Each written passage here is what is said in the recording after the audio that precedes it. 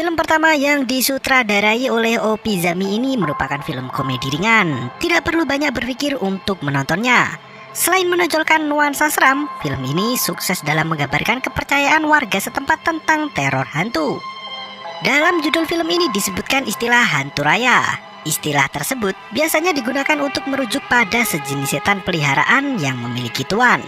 Si empunya setan akan selalu memberinya makan dan ritual sesembahan. Hantu raya biasanya akan menampakkan diri dengan wujud menyerupai tuannya. Dalam bahasa Indonesia, mungkin setan pesugihan. Berikut ceritanya.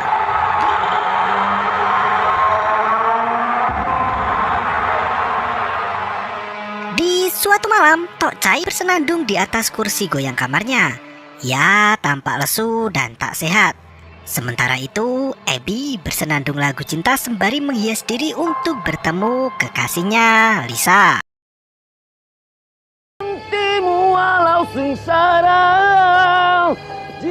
Dalam lamunannya menatap cermin, Abby membayangkan pertemuannya dengan Lisa, sang pujaan hati. Ternyata hubungan mereka selama ini tidak direstui ayah Lisa, hingga Lisa pun dipindah tugaskan ke Kuala Lumpur. Sementara Abby masih bertahan di kampung siap untuk menjomblo seumur hidup. Setelah beberapa tahun berlalu, Abby mendapat kabar jika Lisa telah pulang ke kampung dan ia siap untuk menemui mantan kekasihnya itu lagi. Dalam pertemuannya di masa lalu, Abby memberikan kalung emas untuk Lisa sebagai tanda cinta. Tiba-tiba, Aziz dan Kicap datang membuyarkan kenangan Abby. Mereka mengajak Abby untuk minum kopi di warung Pak Ali. Abby sibuk merapikan diri sembari menyemprotkan parfum yang ternyata kondisioner ke dalam bajunya. Abby berkata jika ia ingin segera menemui Lisa karena sudah balik ke kampung. Abby ingin mengakhiri kerinduannya dengan mengajak Lisa ke pelaminan. Ternyata malam itu Abby ingin memberi kejutan untuk Lisa dengan datang ke rumahnya tanpa janjian dahulu. Aziz hanya mendoakan yang terbaik untuk teman karibnya itu dan melanjutkan perjalanan ke warung.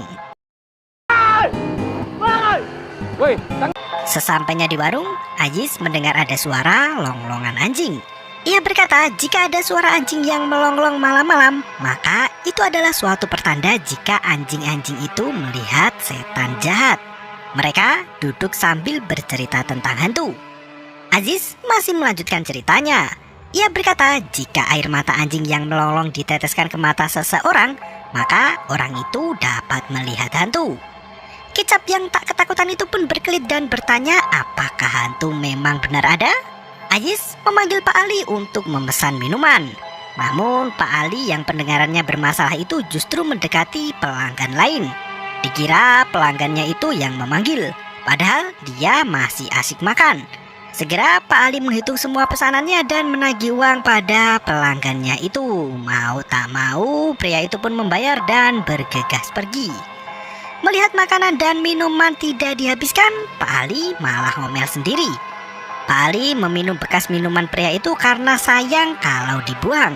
Sementara Kicap dan Aziz justru merasa kasihan dengan pria yang diusir Pak Ali hanya karena mereka memanggil pemilik warung itu untuk pesan.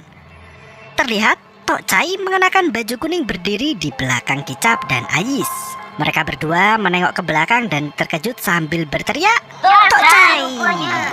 Saat itu justru Pak Ali yang menengok dan bertanya mengapa Kicap dan Aziz berteriak-teriak hanya untuk memanggilnya. Aziz berkata ingin memesan sirup 2 gelas. Pak Ali melihat Tok Cai dan bertanya mengapa Cai lama tak terlihat di warung. Tok Cai hanya melis dan tak berbicara sepatah kata pun. Pak Ali bertanya Tok Cai mau minum apa, tapi Tok Cai masih diam saja. Pak Ali pun bingung dibuatnya. Kicap berkata jika Tok Cai mau memesan black coffee. Seketika itu Pak Ali marah dan memukul Kicap. Ia mengira Kicap memanggilnya sapi. Aziz segera melarai Pak Ali dan berteriak jika Tok Cai mau minum black coffee.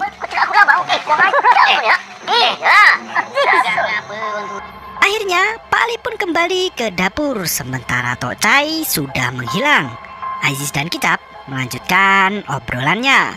Saat mereka mencari keberadaan Tok Cai, ternyata Cai sudah duduk di depan bangku mereka. Di tempat lain, emak berjalan pulang setelah belanja di warung. Langkahnya terhenti di depan rumah Tok Chai. Di jendela rumah itu terlihat ada bayangan putih yang tiba-tiba menghilang. Jendela itu kini justru terbuka sendiri dan emak melihat penampakan yang mengerikan. Si emak ketakutan dan segera pergi dari tempat itu. Di rumah, Leha yang hamil tua berdiri memandangi jendela. Suaminya, Asman, mendekatinya dan segera menyuruh Leha untuk beristirahat. Asman kembali menasihati sang istri untuk tidak banyak bergerak agar dirinya dan si jabang bayi sehat walafiat. Tiba-tiba, Leha berteriak kesakitan. Mendengar hal itu, Asman langsung panik dan berlari ke sana kemari. Ia bahkan tak tahu harus berbuat apa. Leha berkata jika ia belum akan melahirkan, namun kepalanya pusing karena mendengar Asman terus mengomel. Emak masuk ke dalam rumah dengan nafas yang terengah-engah. Leha dan Asman pun panik melihat kondisi emak yang ketakutan. Leha bertanya apa yang terjadi. Namun emak malah cegukan dan tak bisa bicara. Sementara itu di warung Pak Ali, Aziz dan Kicap masih duduk dan minum bersama Tok Chai. Aziz bertanya apakah penyakit Tok Chai sudah sembuh. Tapi pria tua itu sama sekali tak menjawab dan hanya nyengir saja. Kicap kembali bertanya siapa yang menjemput Chai ke warung. Namun Tok Chai juga tak menjawab semua pertanyaan mereka. Kicap dan Aziz semakin frustasi dibuatnya. Kicap berkata jika Pak Ali budek, sedangkan yang satu ini seperti orang gila. Semakin malam obrolan mereka semakin ngelantur. Kicap mulai mempertanyakan status Tok Chai yang masih single dan menyarankan untuk segera menikah agar ada yang merawat saat sakit. Aziz menimpali kalimat Kicap dengan menawarkan neneknya yang janda. Ia berkata jika nenek sudah menjanda selama 15 tahun. Tok Chai hanya diam saja dan tak berbicara pada mereka sepatah kata pun. Dari kejauhan terdengar suara kentongan yang ditabuh. Kicap berkata jika suara itu pertanda ada orang meninggal di kampungnya. Pak Ali datang membawakan minuman untuk mereka. Lagi-lagi Pak Ali salah dengar dan bertanya siapa yang pelihara hantu. Aziz menegaskan bukan pelihara hantu, tapi mereka berkata jika ada orang mati. Melihat Pak Kades melintas di warungnya Pak Ali, Aziz dan Kicap keluar menghadang Pak Kades untuk menanyakan siapa warga yang meninggal dunia. Belum sampai menjawab pertanyaan mereka, Pak Kades ditelepon warga untuk segera ke rumah duka. Karena kondisi tengah genting, Pak Kades buru-buru pergi meninggalkan mereka. Kicap mengulangi pertanyaannya sembari sedikit berteriak. Pak Kades berkata jika Tok Chai baru saja meninggal di rumahnya. Aziz dan Kicap semakin bingung dibuatnya. Mereka menengok ke dalam warung untuk memastikan Tok Chai yang duduk bersama mereka adalah manusia. Mau apa yang musuh nih? Di sopan sih. Namun mereka mulai mencium bau busuk yang sangat menyengat. Kicap berkata bau busuk itu seperti Aziz menghentikan perkataan Kicap dan menasihatinya agar tidak berkata hal buruk. Ia berkata untuk berpura-pura tidak mencium bau busuk, terutama saat ada orang yang meninggal. Dari belakang terdengar suara Tok Chai memanggil mereka. Hantu raya itu muncul dan membuat dua rocker itu berlari ketakutan. Pak Ali malah mengejar mereka dan ngomel karena minumannya belum dibayar. Ia mengeluarkan secari kertas dan memaksa Tok Chai untuk membayar semua pesanan Aziz dan Kicap. Seketika itu bau busuk mulai semerbak menusuk hidung Pak Ali. Tok Chai menengok ke arah Pak Ali dan membuatnya ketakutan. Sementara itu Kicap dan Aziz berlari sejauh mungkin dari warung. Mereka berhenti di tepi jalan karena kelelahan. Tiba-tiba Pak Ali ikut mendahului mereka berlari dengan sangat kencang. Karena Kicap sudah tak kuat berlari, akhirnya Aziz menggendongnya dan kembali kabur mengejar Pak Ali. Di rumah Asman, emak masih syok dan duduk terdiam ditemani Leha. Saat Asman menyuapi segelas air pada ibunya, tiba-tiba perut Leha bergejolak. Leha berkata jika ia sudah akan melahirkan. Saat itu emak dan Asman malah semakin panik hingga tarik-tarikan tangan. Di tempat lain, Abby belum berhasil menemui Lisa. Ia ternyata tak menemukan Lisa di rumah dan di kantornya. Pak Kades datang mendekati Abby dan mengajaknya untuk ikut ke rumah Tok Chai. Pak Kades berkata jika Tok Chai baru saja ditemukan meninggal. Sementara penyebab meninggalnya Tok Chai masih belum diketahui. Sesampainya di sana sudah banyak orang yang melawat. Orang-orang itu berkata jika tubuh Tok Chai sudah membusuk dan berbau menyengat.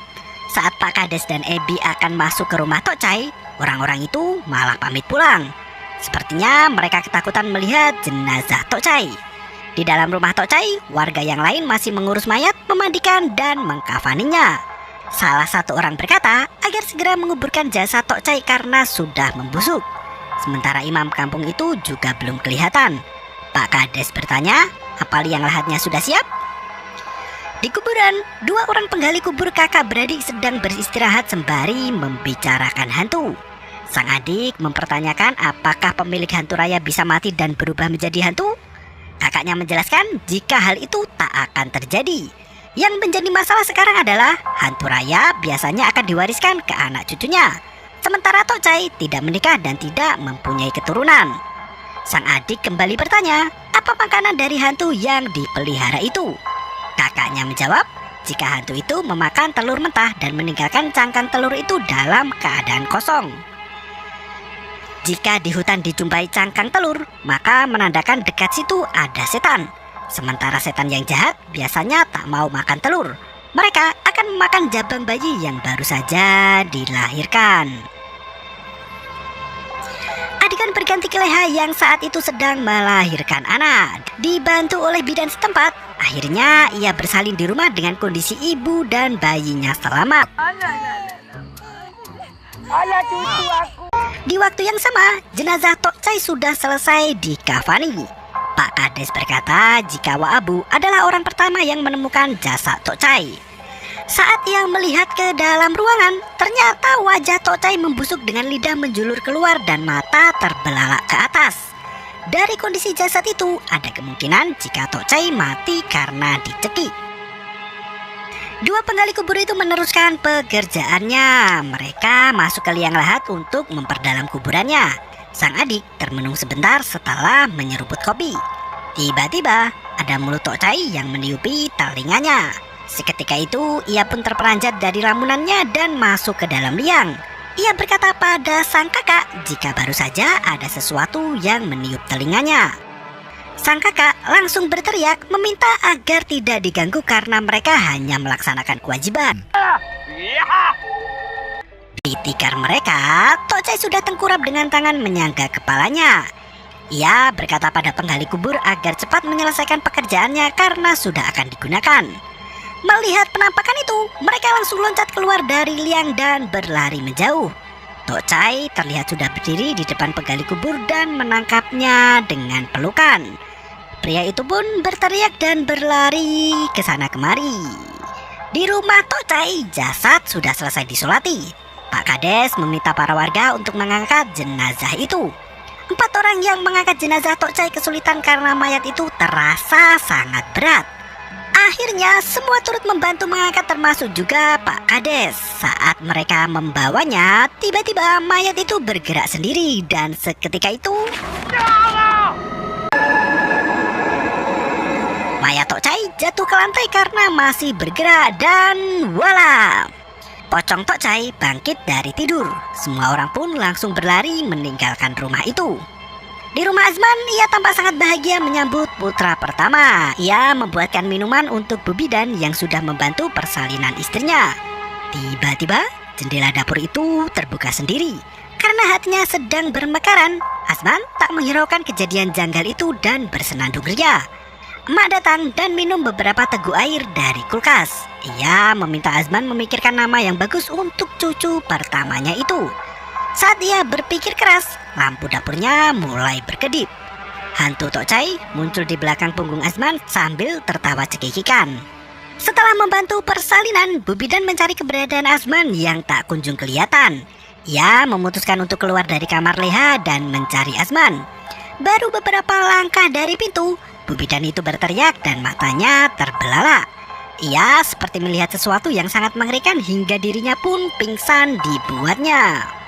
Sementara itu, Aziz dan Kicap sudah berada di depan rumah Tok Chai. Aziz terlihat membalut kaki Kicap yang terkilir saat dikejar hantu raya. Mereka menceritakan pengalaman seram yang baru saja mereka alami di warung Pak Ali kepada Ebi. Warga yang lain sedang menemui tim pemadam kebakaran. Setelah mengetahui mayat Tok Chai hidup lagi, semua orang panik dan Pak Kades salah pencet malah menelpon damkar. Setelah meminta maaf berkali-kali, mereka terpaksa mengusir para tim penyelamat itu pergi. Tak berselang lama, mobil polisi pun datang. Inspektur Ridwan berkata jika ia mendapat aduan bahwa Tok Chai meninggal secara tiba-tiba. Karena meninggalnya tidak di rumah sakit, maka pihak berwajib harus memeriksa terlebih dahulu dan memastikan penyebab kematiannya. Ia memperingatkan Pak Kades untuk mengikuti aturan dan birokrasi yang berlaku. Seharusnya Pak Kades melaporkan kejadian itu ke pihak berwenang terlebih dahulu sebelum menguburkannya. Akhirnya para polisi itu pun ambil sikap. Karena ada desas-desus bahwa Tok Chai memelihara setan, para polisi itu terlihat ketakutan untuk masuk ke rumah Tok Chai. Setelah berpidato, Inspektur Ridwan meminta Kopral Lisa dan Sersan untuk masuk ke rumah itu. Sementara dirinya hanya mengamati dari luar bersama para warga. Saking ketakutannya, tangan Sersan gemetaran saat akan membuka pintu. Ia berusaha kabur namun Inspektur terus mengawasi dan memaksa mereka masuk ke dalam. Sang Sersan meminta Lisa untuk masuk duluan. Kopral perempuan itu tanpa takut masuk untuk memeriksa jenazah Tok Chai. Saat ia mendekati kepalanya, Lisa seperti melihat sesuatu yang menarik perhatiannya. Ternyata ada cermin di dekat kepala Tok Chai dan Lisa membenahi lipstiknya di sana. Sersan memanggil Lisa dan memintanya untuk segera memeriksa. Di rumah Asman, Leha masih terbaring di atas kasur. Tok Chai muncul di sebelah kasur Leha. Ia berencana akan memakan si jabang bayi yang baru lahir itu. Namun ada hiasan dinding yang bertuliskan ayat suci Al-Quran di dalam kamar Leha. Ayat itu membuat hantu Tok Chai kehilangan kekuatan dan kabur meninggalkan Leha. Inspektur telah memeriksa jasad Tok Chai dan dinyatakan resmi meninggoy. Ia meminta bantuan para warga untuk bersama-sama mengurus jenazah itu. Sembari menunggu kedatangan tim medis, Pak Kepala Desa memperingatkan sang inspektur jika Tok Chai memang punya pesugihan. Inspektur mencoba berpikiran positif dan mengatakan jika itu tidaklah benar. Seketika listrik rumah itu pun padam. Saat gelap, Ebi masih menggoda Lisa. Ia berkata kalau ketakutan, Lisa bisa menggenggam tangannya. Kalimat Ebi itu langsung dibalas oleh uluran tangan yang meraih tangan Ebi. Pria yang sedang kasmaran itu bertanya, mengapa tangan Lisa sangat dingin? Ternyata kepala Tok Chai muncul dan mengatakan jika tangannya memang sudah seharusnya dingin. Sontak, Ebi pun berteriak kencang dan menakuti para warga sekitar. Semua berhamburan pergi meninggalkan rumah Tok Chai. Saat listrik menyala kembali, Ebi masih saja berteriak dan suaranya pun meningkat 3 oktav. Teranglah. Orang-orang mulai menyadarkan Ebi dan berkata jika tak ada apapun yang terjadi, hanya mati lampu sebentar. Namun Ebi menyadari hal lain. Ternyata mayat Tok Chai sudah tak ada di tempatnya. Kini semua orang pun bingung. Mereka mencari keberadaan mayat itu yang ternyata mayat Tok Chai berada di sebelah Sersan.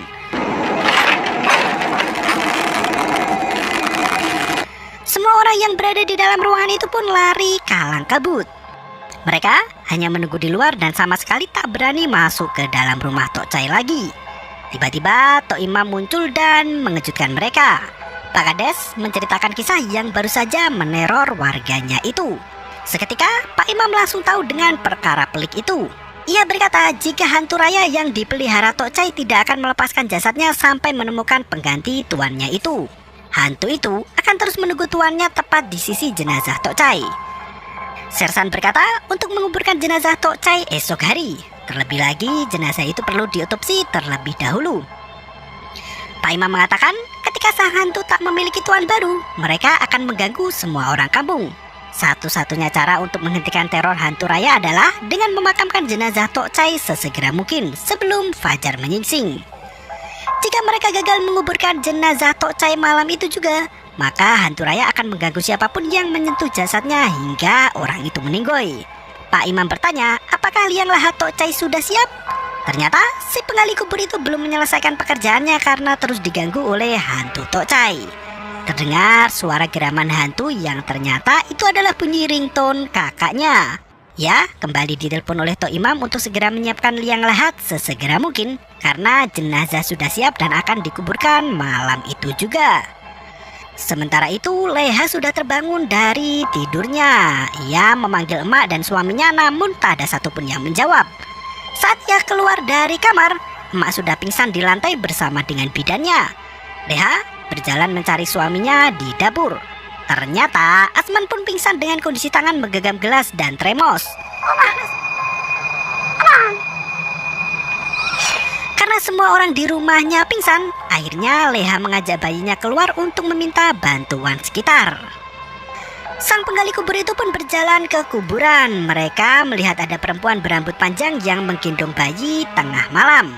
Dua kakak beradik itu mengira jika wanita itu adalah kuntilanak. Padahal itu adalah Leha. Mereka pun lari kalang kabut meninggalkan Leha yang terus meminta tolong. Dua penggali kubur itu bersembunyi di atas pohon rindang. Sang adik bertanya, apakah Pontianak selalu bertengger di atas pohon seperti mereka? Kakak menjawab, jika yang bertengger di pohon itu bukan Pontianak, namun Langsuir. Mereka pun turun dari pohon dan tiba-tiba semak-semak di dekat mereka bergetar sendiri. Yang ternyata ada orang di dalamnya yang entah mau kemana. Pak Imam masuk sendirian ke rumah Tok Cai. Di dalam rumah itu ia melihat pocong yang berdiri tepat di depan pintu. Pak Imam segera membacakan doa dan angin kencang mulai menerpa.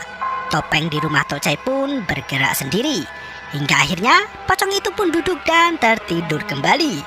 Pak Imam menyudahi berdoa dan meminta semua orang untuk masuk ke dalam. Mereka memasukkan mayat itu ke dalam mobil. Sementara rumah Tok Cai semakin kacau dengan pintu dan jendela yang terbuka tertutup sendiri. Dalam perjalanan, Ebi satu mobil dengan Lisa. Ia pun langsung mulai PDKT lagi dengan mantannya itu. Ternyata Lisa sudah dipindah tugaskan ke kampung halamannya setelah beberapa tahun mengabdi di kota. Sementara Pak Imam dan Pak Kades berada satu mobil dengan Inspektur Ridwan dan Sersan. Mereka terus berjalan menuju ke kuburan yang jaraknya cukup jauh. Tiba-tiba, iring-iringan mobil polisi itu berhenti setelah Ebi berteriak kencang. Pocong Tok Cai masih bangun kembali. Pak Imam turun dari mobil dan memeriksa kondisi pocong itu. Imam kembali membacakan doa dan meniup tubuh pocong itu hingga tertidur kembali. Saat mereka akan berangkat, ternyata ban mobil yang digunakan untuk membawa mayat Tok Cai kempes. Mau tak mau, Sersan harus membongkar ban dan mengganti bannya dengan ban serep. Setelah semua beres, mereka masuk ke dalam kendaraannya masing-masing. Namun halangan kembali merintang. Kini bensin mobil itu tiba-tiba saja habis. Akhirnya Pak Imam pun menelpon ponakannya Haris untuk membawakan bensin. Ponakannya itu langsung gaspol menuju ke tempat Pak Imam berada. Di tengah jalan, truk Haris diberhentikan oleh Leha. Namun sama seperti orang pada umumnya, ia mengira Leha adalah Pontianak. Tanpa mengerem sedikit pun, Haris malah melaju cepat meninggalkan Leha sendirian. Di tempat lain, Azman dan emak tersadar dari pingsannya. Azman mencari anak dan istrinya yang ternyata sudah tidak ada di kamar. Segera ia keluar membawa motornya itu dan mencari sang istri. Sesampainya di jalan raya, Azman hampir tertabrak dengan truk yang dikendarai Haris. Akhirnya Azman banting setir ke kiri dan terperosok ke dalam semak belukar. Haris sudah sampai di lokasi Pak Imam dan mengisikan bensinnya. Sebelum pergi, Haris berkata jika ia baru saja diteror oleh Pontianak atau kuntilanak. Semua orang semakin takut dibuatnya. Haris bahkan berkata jika kuntilanak itu membawa bayi dan berusaha menghentikan truknya. Haris pun berpamitan dengan Pak Imam dan bergegas untuk kembali bekerja. Pak Imam dan para polisi itu juga melanjutkan perjalanan menuju ke kuburan.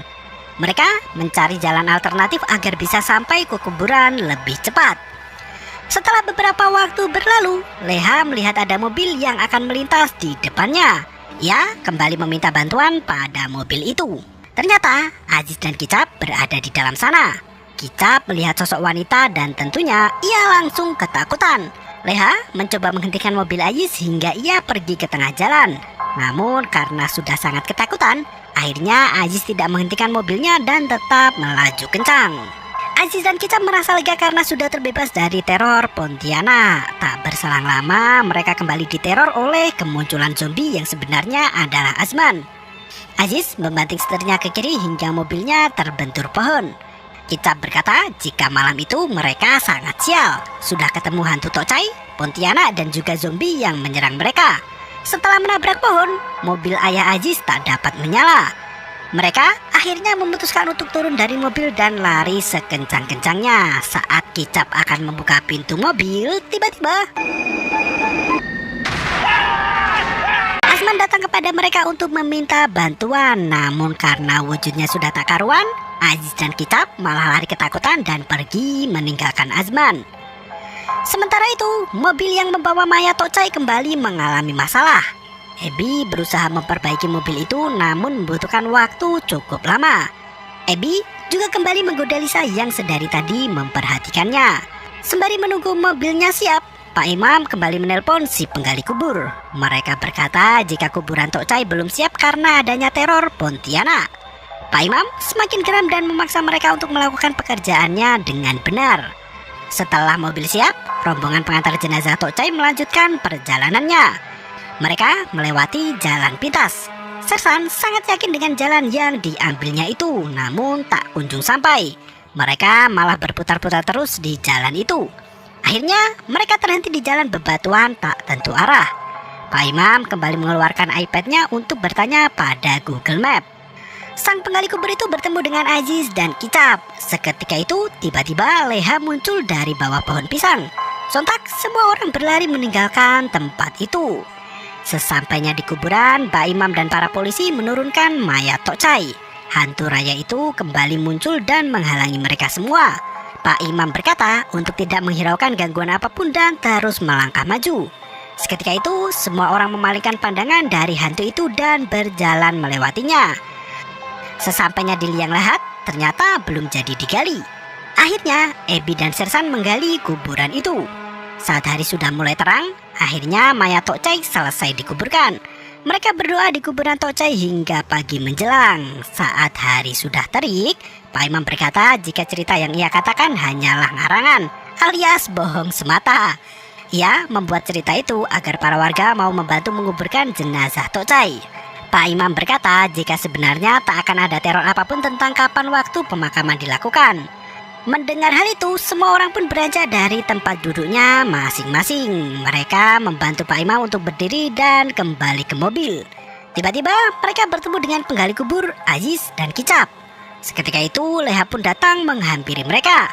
Entah mengapa, pagi itu mereka masih takut melihat Leha dengan baju yang berdarah-darah. Abby baru menyadari jika wanita itu adalah Leha, istri Azman. Semua orang merasa lega karena ternyata wanita itu adalah manusia dan bukan Pontianak. Dengan tubuh letih, Leha berkata jika sejak semalam suami dan emaknya pingsan. Namun tak ada satu orang pun yang mau menolongnya. Dari semak-semak terdengar suara laki-laki yang memanggil nama Leha. Ternyata itu adalah Azman yang rupanya sudah mirip seperti zombie. Jadi semalaman ini Azman dikira zombie karena ia terperosok ke semak dan membuat badannya penuh lumpur. Saat bertemu istri dan anaknya, Azman memamerkan anak pertamanya pada para warga dengan sangat bahagia. Setelah Inspektur Ridwan memberikan kata sambutan, akhirnya mereka pun kembali ke rumah masing-masing. Di kesempatan itu, Abby kembali mengajak Lisa untuk berkencan. Namun Lisa terlihat masih malu-malu. Ia mengeluarkan kalung dari sakunya dan memperlihatkan pada Abby. Lisa berkata pada Abby untuk menemuinya malam nanti karena siang ini ia harus bertugas. Saat mereka pergi meninggalkan kuburan, ternyata hantu raya Tokcai bertengger di atas pohon sambil memainkan iPad milik Pak Imam. Sepertinya kini hantu itu sudah menjadi peliharaan Pak Imam dan film pun berakhir. Ya, meski bertemakan hororisme, film ini lebih kocak dari film komedi lainnya. Terlebih lagi ketika Leha dikira Pontianak dan Azman dikira zombie. Ternyata ketakutan manusia itu sendirilah yang menciptakan gambaran dan cerita mengerikan. Padahal tidak ada Pontianak ataupun zombie yang muncul. Yang ada hanyalah hantu raya dan pocong yang bikin ulah. Tetaplah ngeri-ngeri sedap. Dengan mengangkat cerita rakyat adat Melayu, film ini sangat menarik untuk ditonton secara menyeluruh. Selamat menyaksikan.